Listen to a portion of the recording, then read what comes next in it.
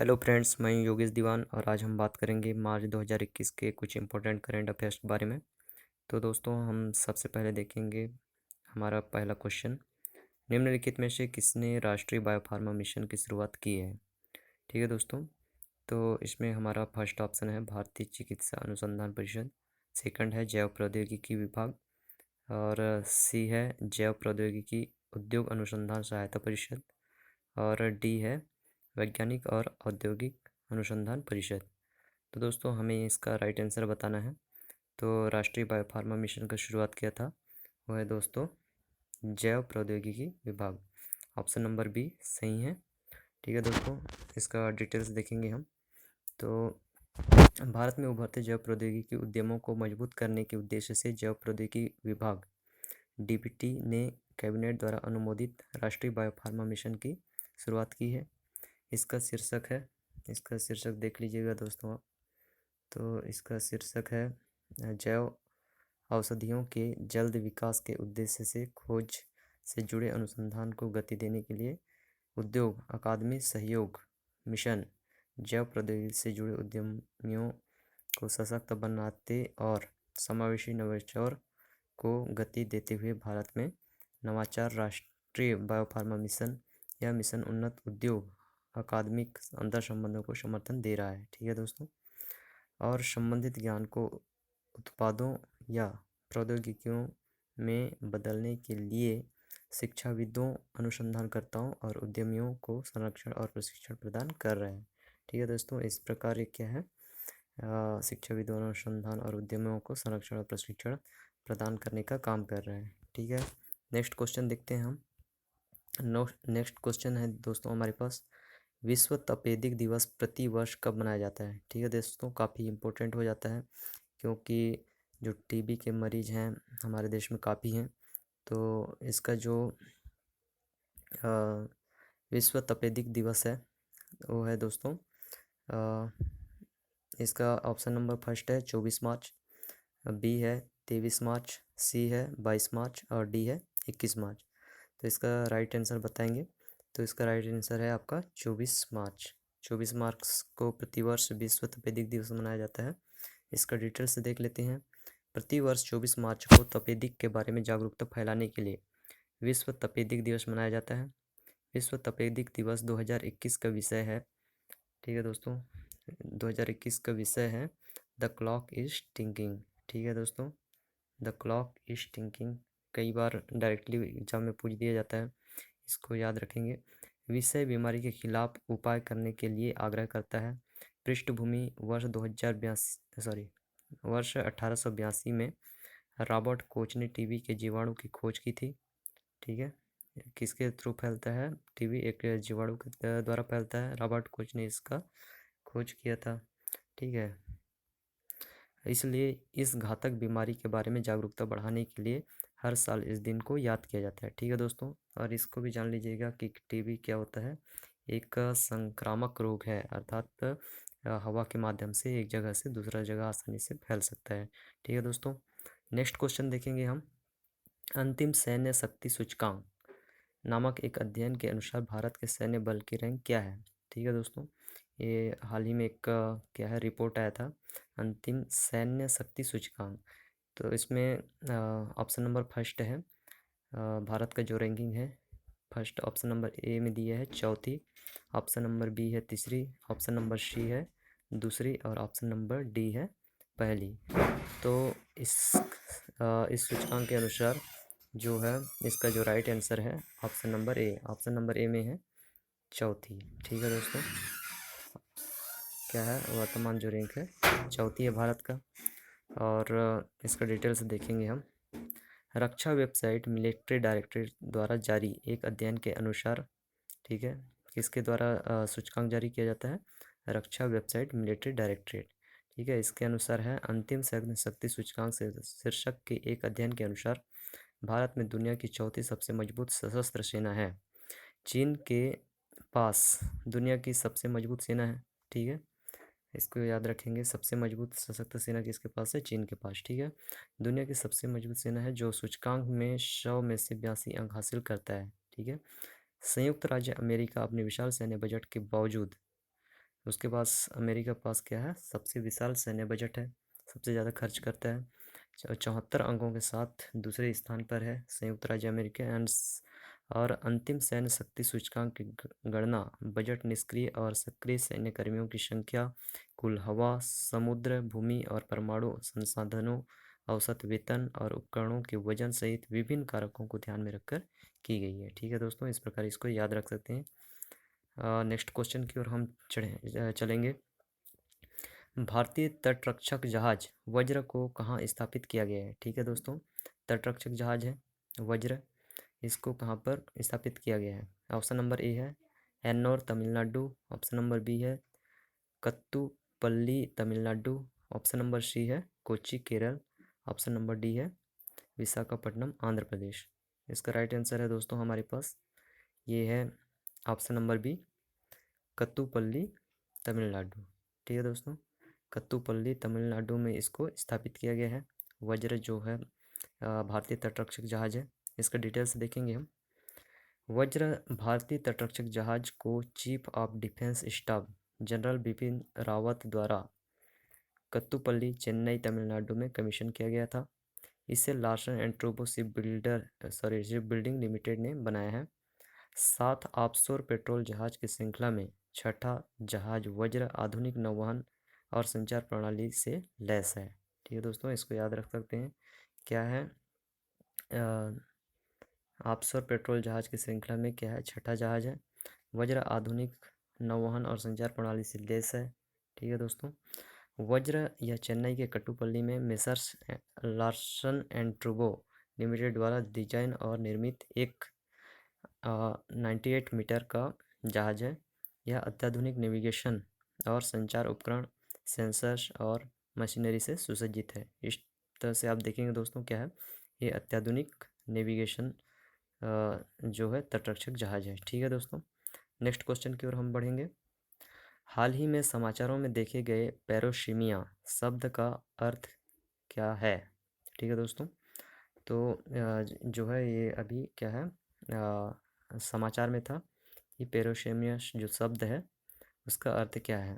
तो हमारे पास ऑप्शन है दोस्तों, ए में है गंध की भावना का विकृत होना, बी है बिना कोशिश किए वजन कम करना, सी है धुंधली दृष्टि और डी है बहुत भूखे हैं। ठीक है दोस्तों, तो इसका हमारा राइट आंसर है दोस्तों यहाँ पर इसका जो राइट आंसर है गंध की भावना का विकृत होना। ठीक है दोस्तों, ये क्या है, पैरोशीमिया शब्द का अर्थ है गंध की भावना का विकृत होना। इसका डिटेल्स देखेंगे हम।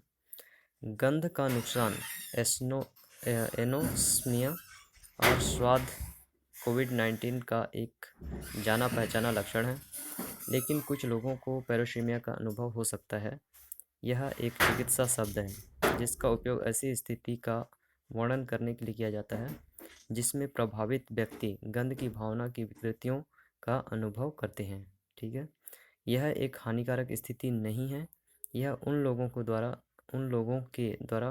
अनुभव किया जाता है जो वायरस से होने वाले नुकसान के बाद अपनी गंध की भावना को ठीक कर रहे हैं। ठीक है दोस्तों, इस प्रकार क्या है जो है आपका पैरोशीमिया जो शब्द है उसका अर्थ है गंध की भावना का नुकसान। ठीक है दोस्तों, हम आगे देखेंगे। नेक्स्ट क्वेश्चन, हाल ही में समाचार में देखा गया कौन सा देश अप्रैल 2021 से पानी का नियंत्रित वितरण करेगा? ठीक है दोस्तों, हाल ही में देखा गया था समाचार में। इसमें है हमारे पास ऑप्शन नंबर ए है मिस्र, ऑप्शन नंबर बी है भारत, ऑप्शन नंबर सी है नाइजीरिया, ऑप्शन नंबर डी है ताइवान। ठीक है दोस्तों, जो है पानी का नियंत्रित वितरण करेगा वो देश है हमारे पास, इसका राइट आंसर है तो इसका जो राइट आंसर है दोस्तों ताइवान। ठीक है, ताइवान एक द्वीपीय देश है। ठीक है दोस्तों, और चीन के साथ काफ़ी विवादित रहता है, तो समाचार में हमेशा देखने को मिलते रहता है।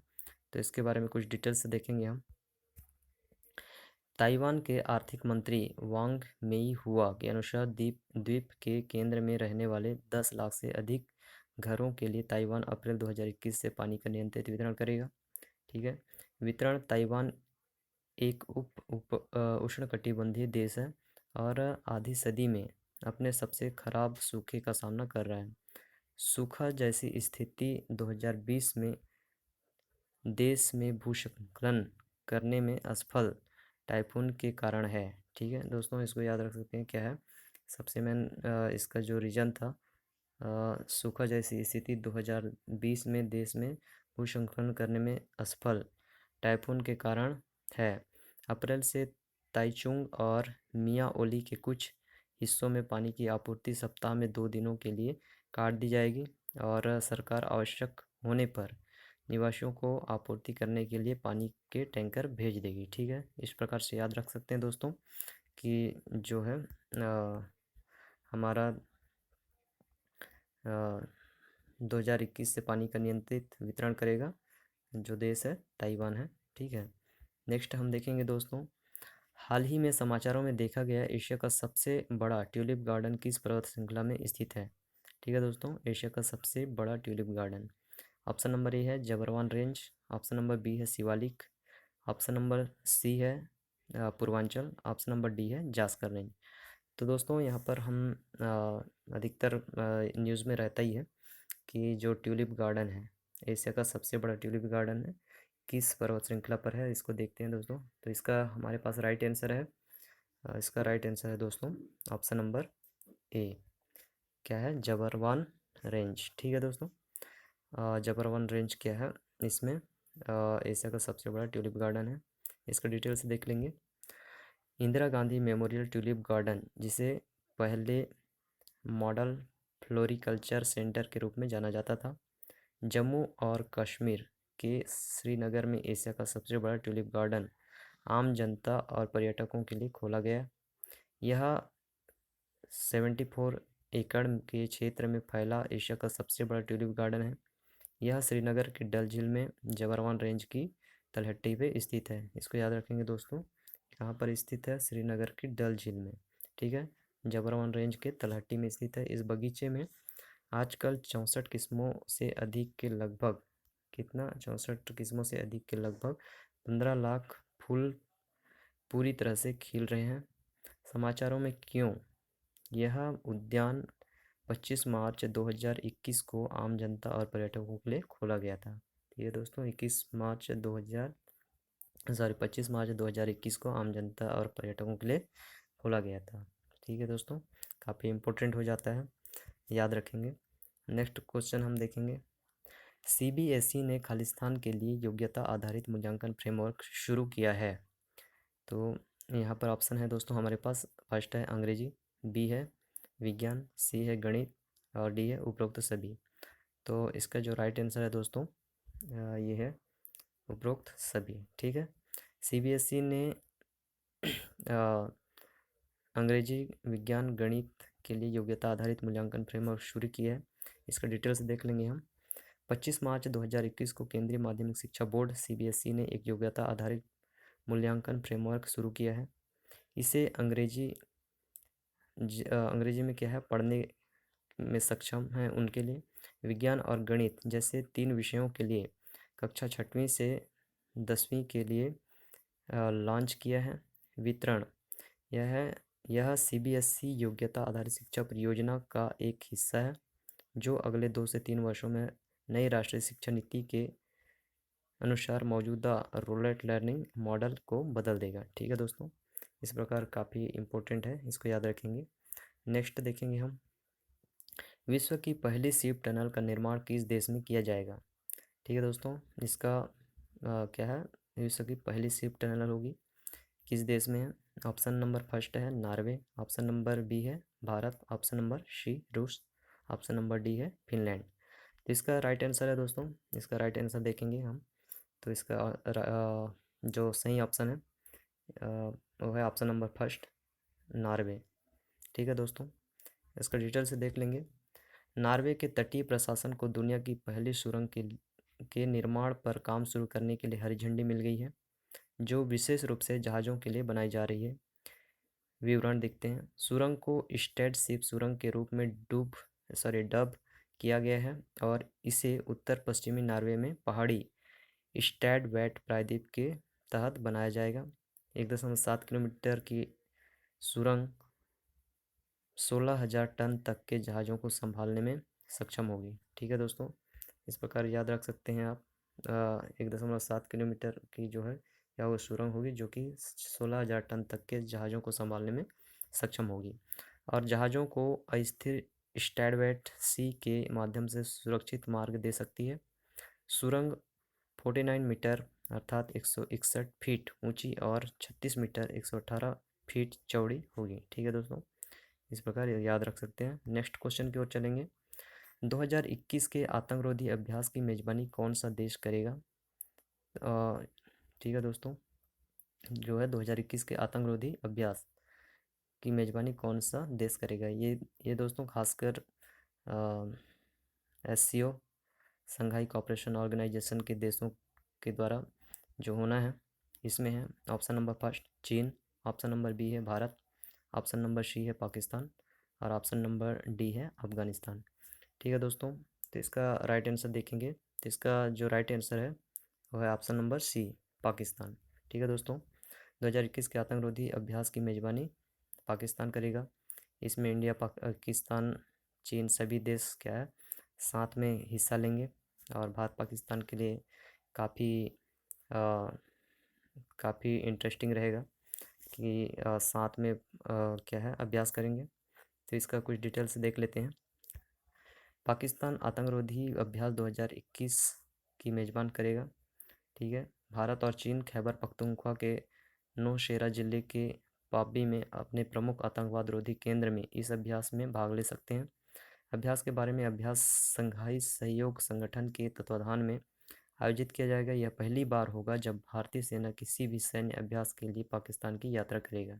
ठीक है दोस्तों, इस प्रकार से काफ़ी इम्पोर्टेंट हो जाता है जो क्या है भारतीय सेना किसी भी सैन्य अभ्यास के लिए पाकिस्तान के साथ क्या है पहली बार करेगा। 18 मार्च 2021 को उज्बेकिस्तान के ताशकंद में आयोजित SCO की रीजनल एंटी टेररिस्ट स्ट्रक्चर अर्थात रेड्स की 36वीं बैठक के दौरान एक संयुक्त आतंकवाद रोधी अभ्यास आयोजित करने का निर्णय दिया गया है। ठीक है दोस्तों, इस प्रकार से काफ़ी इम्पोर्टेंट हो जाता है। और दोस्तों आज के लिए हम इतना ही रखते हैं और अभी तक आपने मेरे इस चैनल को सब्सक्राइब नहीं किए हुए हैं तो सब्सक्राइब कीजिएगा ताकि मुझसे रिलेटेड जो भी अपडेट्स हैं आपको टाइम टू टाइम मिलता रहे और लाइक शेयर कमेंट्स करना ना भूलिए। ठीक है, तो इस प्रकार आप सभी को मेरी तरफ से धन्यवाद।